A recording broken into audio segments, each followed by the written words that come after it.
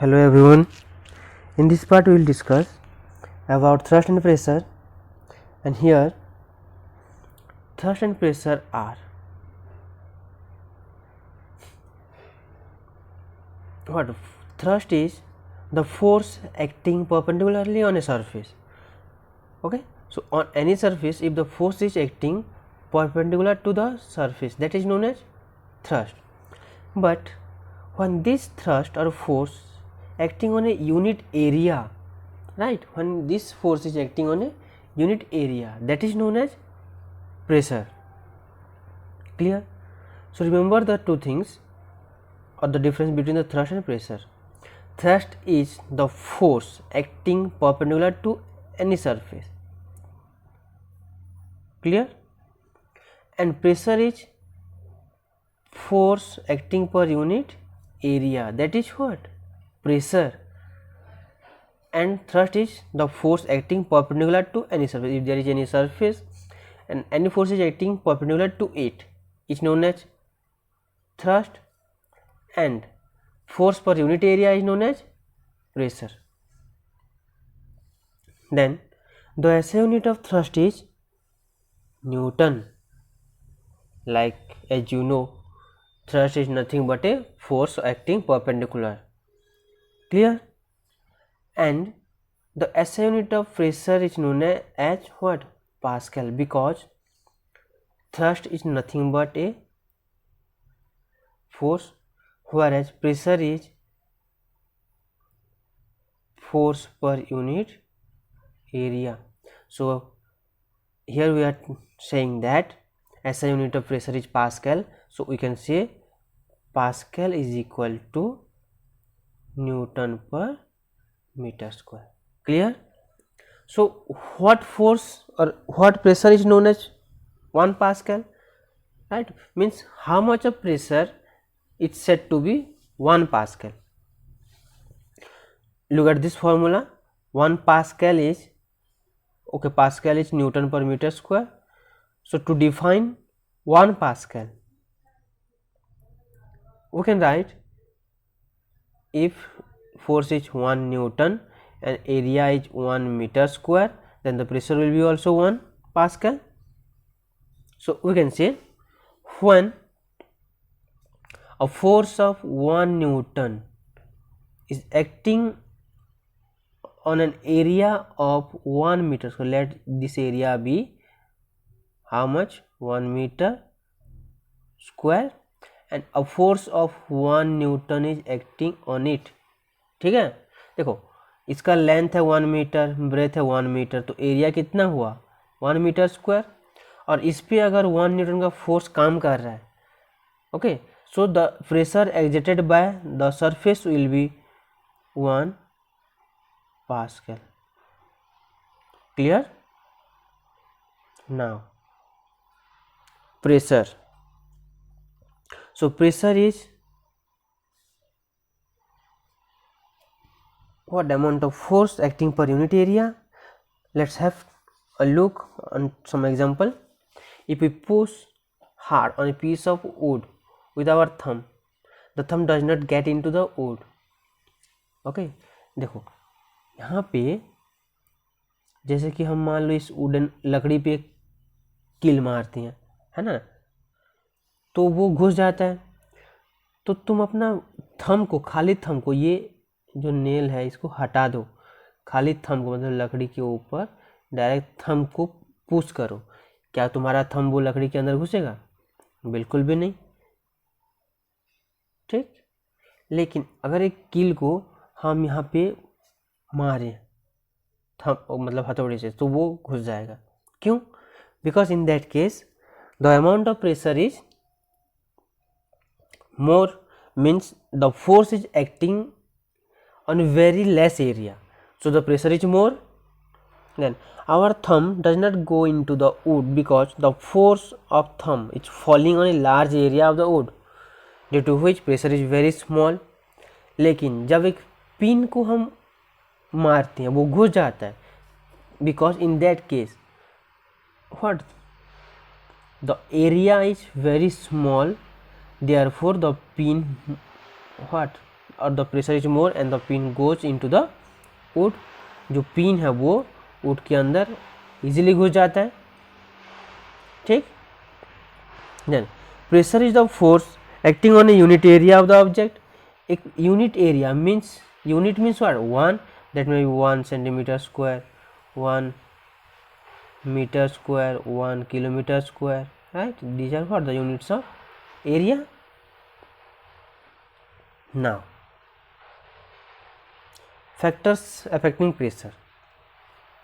So normally देखो हम यहाँ पे प्रीवियसली फॉर्मूला देखे प्रेशर का, क्या था formula, what is the formula,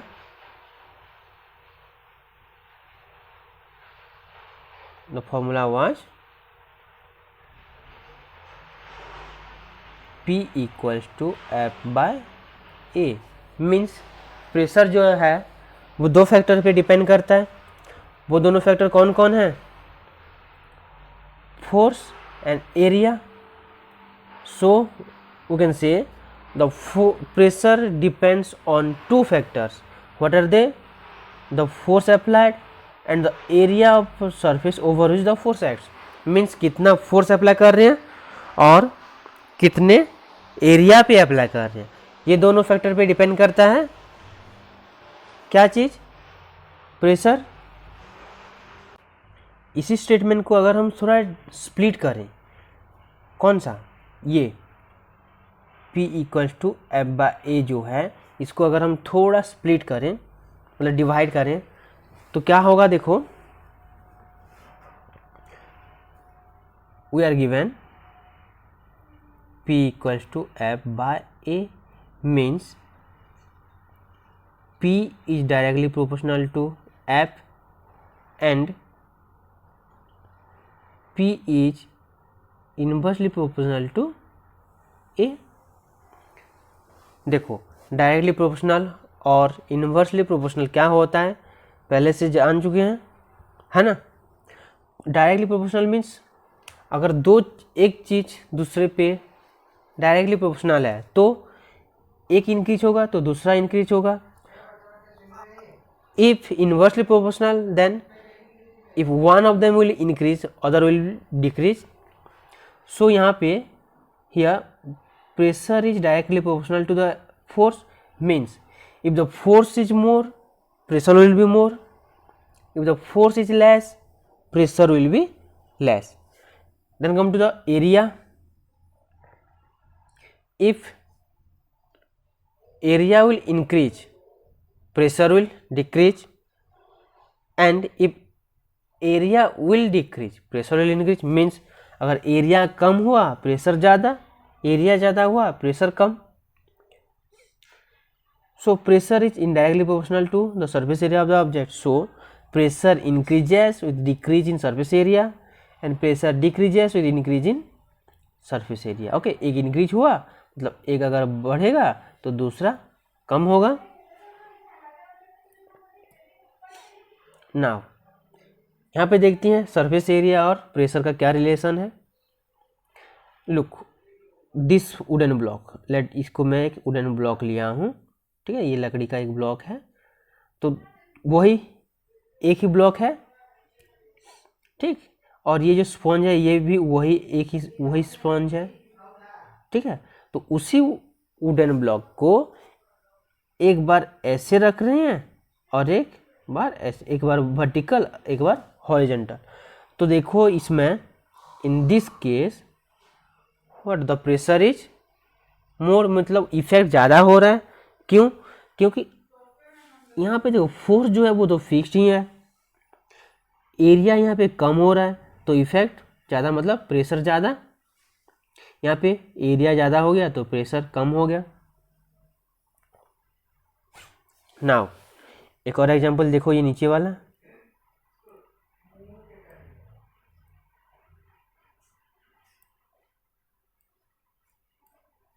क्या होगा,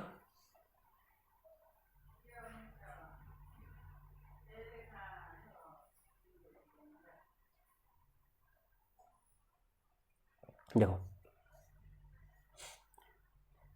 P इक्वल्स टू F/A, ये हमें पता है पहले से। नाउ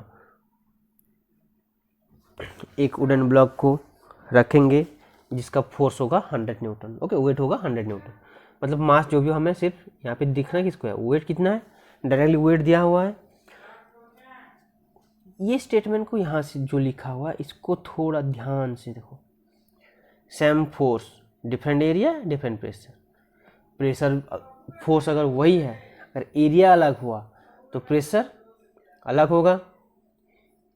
इस चीज़ को जस्टिफाई करने के लिए हम इसी वुडन ब्लॉक जिसका वेट है 100 न्यूटन, उसका दो एरिया को लेंगे। एक इस एरिया को लो, कितना 0.1 मीटर स्क्वायर, और एक इस एरिया को ले रहे हैं, कितना हो रहा है 0.01 मीटर स्क्वायर। अब इस केस में इन द फर्स्ट केस कितना हो रहा है देखते हैं। Pressure will be equal to what, 100 newton by 0.1 meter square means हो जाएगा 1000 pascal. Okay, in this case, in the first case pressure is 1000 pascal. यहाँ पे देखो 0.01 से 10,000, मतलब साइड चेंज कर देने से प्रेशर में कितना चेंजेस आ रहा है। सो आई होप यहाँ से क्लियर हो गए होंगे। Same force different area different pressure. Now thrust, we have just defined pressure in terms of force, so pressure can also be defined in terms of another term known as thrust. The force acting on a body perpendicular to its surface is called thrust. So thrust is the total force acting on a surface of a body. Now let's have some look on pressure in our daily life.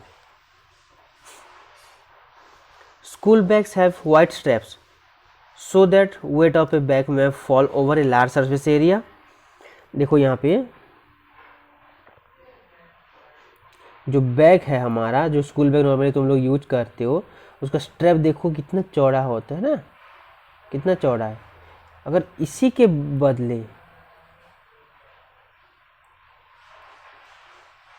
है ना, इसके बदले मान लो एक जैसे कि एक और बैग आता है जिसका स्ट्रैप बहुत ऐसे पतला होगा, तो अगर स्ट्रैप जितना पतला होगा प्रेशर या तुम्हारे कंधे पे गड्ढा हो जाएगा, होगा ना। ये जो वाइट स्ट्रैप होने का मतलब लार्ज एरिया होगा। अगर लार्ज एरिया हुआ तो it will produce less pressure on our shoulder. Clear? Next, the blades of knives are made sharp so that on applying force on it a large pressure is produced on a very small surface area and that helps cutting the object easily. देखो यहाँ पे ये जिस surface से cut करते हैं हम चाकू, मतलब कोई भी सब्जी वगैरह को, तो क्या है इस साइड से कर रहे हैं कट, तो ट्राई करना तो कभी किसी और साइड से कट करने के लिए, हाँ कभी ट्राई करना इसका जो ऑपोजिट है ये साइड से कट करो। बहुत डिफिकल्ट होता है, बाय मिस्टेक कभी कभार हो जाता है, मतलब उल्टा साइड से कट करने लगते हैं। In that case it's very difficult, लेकिन इस साइड से अगर कट करो तो इजी होगा।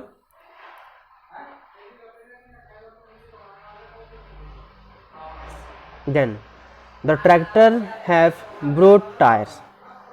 क्यों? अगर मान लो साइकिल का टायर जितना पतला होता तो मिट्टी पे घुस नहीं जाएगा वो। So there is less pressure on the ground and do not sinking to comparatively subground. Okay, so देखो एरिया जितना ट्रैक्टर का जो चक्का होता है वो बहुत ही चौड़ा होता है ताकि वो ग्राउंड पे जहाँ सॉफ्ट मिट्टी हो, है ना, गीला मिट्टी हो, वहाँ पे प्रेशर कम हो तो वो सिंक नहीं करेगा, मतलब फंसेगा नहीं चक्का।